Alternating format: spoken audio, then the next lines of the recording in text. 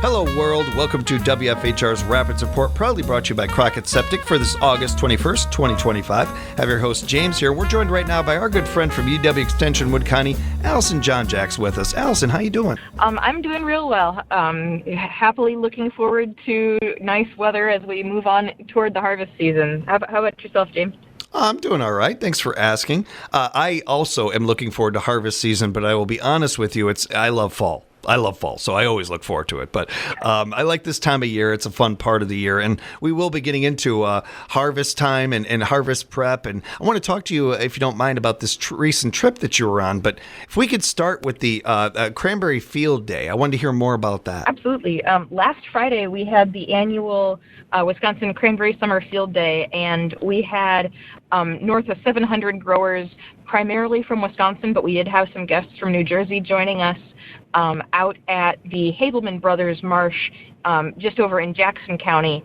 And we had support from vendors. We had the University of Wisconsin-Madison team to talk about weed management and all sorts of other things, and a really lovely day getting together with all the growers. I guess feel free to ask more specific questions, too. When it comes to that, Allison, one of the things that I have learned in talking with so many of you members of Extension and everything is how important these kind of events are for farmers to be able to share information. And certainly with social media and email and all these different things, it doesn't seem like that, there'd be any lack of opportunities for that. But I know that I've heard over and over again, one of the bigger headlines coming out of these kind of meetings or events, I should say, is the opportunity to be face-to-face and just kind of having a conversation and organically, no pun intended, the way that this information is shared and everything. That seems to be a big part of it. Is that something you noticed too? Absolutely. One of the major highlights of these summer field days is marsh tours. And so each marsh, we've got more than 200 cranberry marshes in Wisconsin, but each marsh does everything a little bit differently and largely the same, but everyone has their own personal strengths. And so when the growers can get out and see what other growers do, they are able to bring ideas home. They're able to ask questions they hadn't thought about asking before. And then also when we have the university researchers presenting as well. So Jed Cahoon spoke on his current weed management research this summer. Leslie Holland spoke about Protoventuria leaf spot. And Amaya Atucha gave a lot of overviews of several of her projects, from everything from calcium uptake to heat stress. And that gives growers these seeds to ask questions of the researchers, of each other, of kind of everyone there, and really gets ideas commonly shared and commonly discussed, which I think is really great for the growing culture for cranberries, and I assume everyone in every other realm can kind of take that same lesson of getting people together to talk about what's going on and what your current challenges are.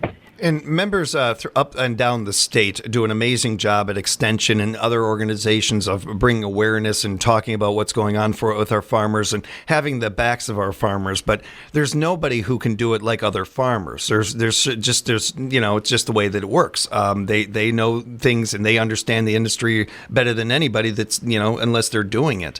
When you have that opportunity to be around other people that get it, when you could talk to somebody that just gets what you're saying, you don't have to over-explain something, they get it right away. That's just a great resource as well. Yes, the passing on of information or being able to share different seed types or any of these things, but in this world where we need to have our farmers back, our ag industries back better, it's great for them to have these events as well, to even just share camaraderie, let alone the great information that's being able to share back and forth. Absolutely. Yeah, so all the information, and then there are also food trucks and cranberry milkshakes. So nice. Oh, yeah. Don't get me wrong. There is absolutely. You had me a cranberry. I've never had a cranberry milkshake. I've never heard of that. I have to have that. I have to try that, Allison. You absolutely do. God, that sounds amazing. That's my recipe for today. Make a cranberry milkshake. It's honestly like vanilla ice cream, milk, and cranberry sauce. I'm glad you did. Oh my God, that sounds good. I was going to ask you what your headline from the event was. I think I just got it. Was there something that really stood out to you about the event as far as information that was shared or anything in particular that was? I heard a lot of great feedback. I know that we are newer in the world of facing heat stress compared to places like New Jersey. Have for a long time. And so a lot of our growers it feels like this year has maybe been the first normal year in the last 20 years in terms of weather, and everyone has been concerned about, okay, what do we do with a mild winter? What do we do with a mild winter? What do we do with a really hot summer?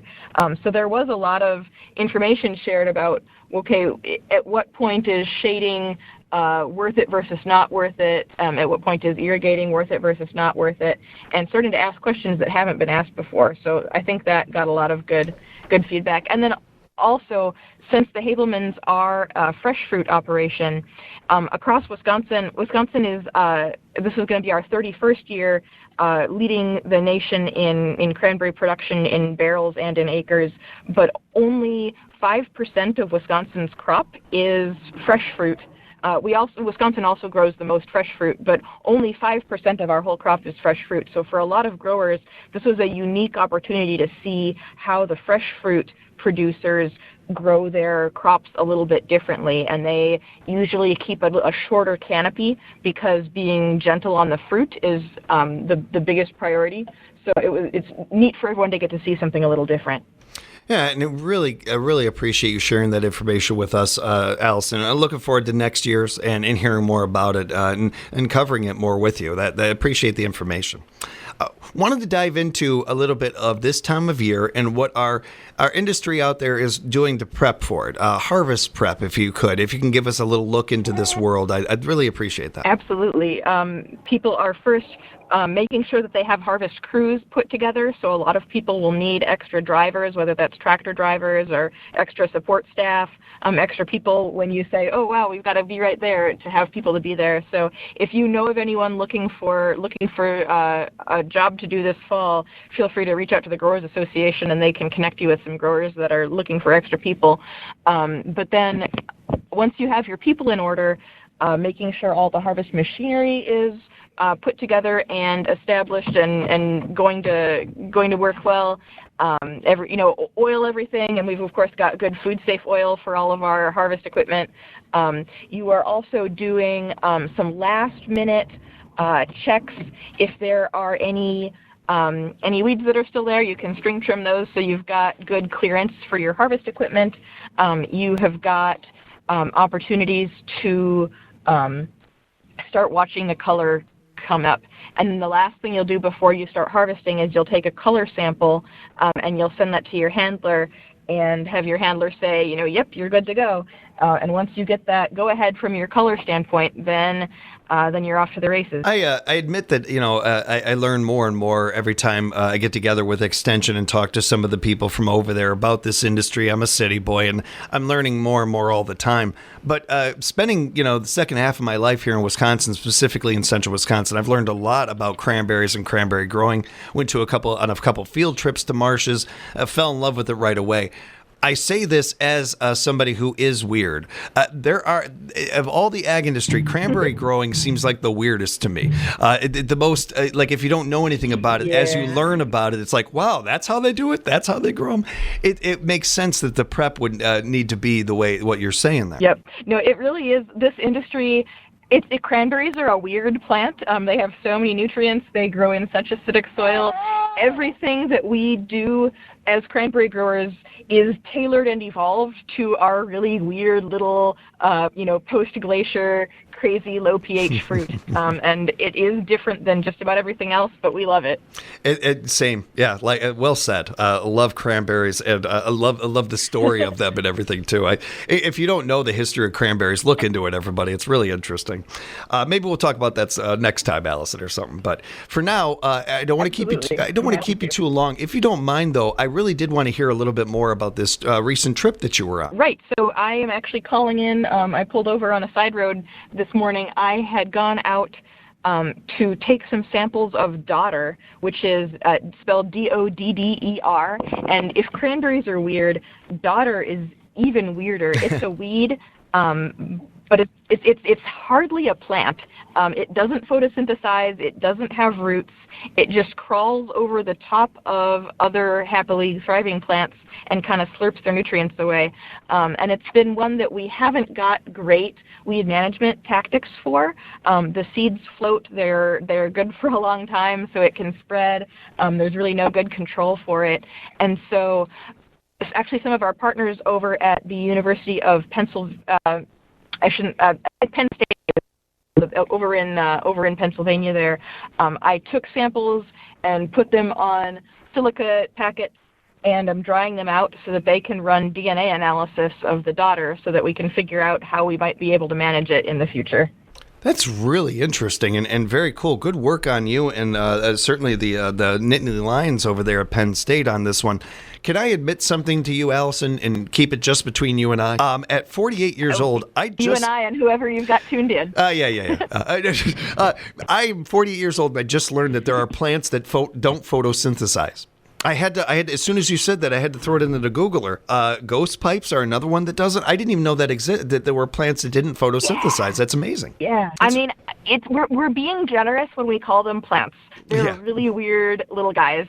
But yeah, they're closer to plants than anything else. And if you can see ghost pipes when you go on a hike. Luckily, daughter is not very common, but I had to call 5 or 10 growers before I found somebody that was able to say, oh, I've got a patch.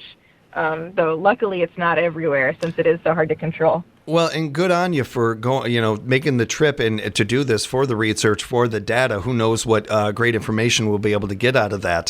Good on you for doing that. And thank you so much for sharing that information with us. Absolutely. Always good talking with you. Safe travels out there. Thank you so much for taking the time to be able to join us, Allison. If people have follow-up questions, they'd like to know more, is there a way to contact you? Absolutely. Fruit.wisc.edu has a lot of our most recent publications. If you want to get in touch with me in particular, allison.jonjak at wisc.edu. ALLISON.JONJAK at WISC.edu. And of course, anytime you see Cranberry events, you'll have, whether it's Cranberry growers or myself or we'll have people there to be able to answer your questions.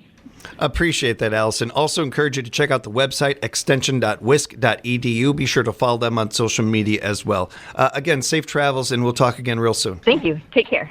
You too. And thank you, everybody, for joining us for another edition of the Rapids Report, brought to you by Crockett Septic.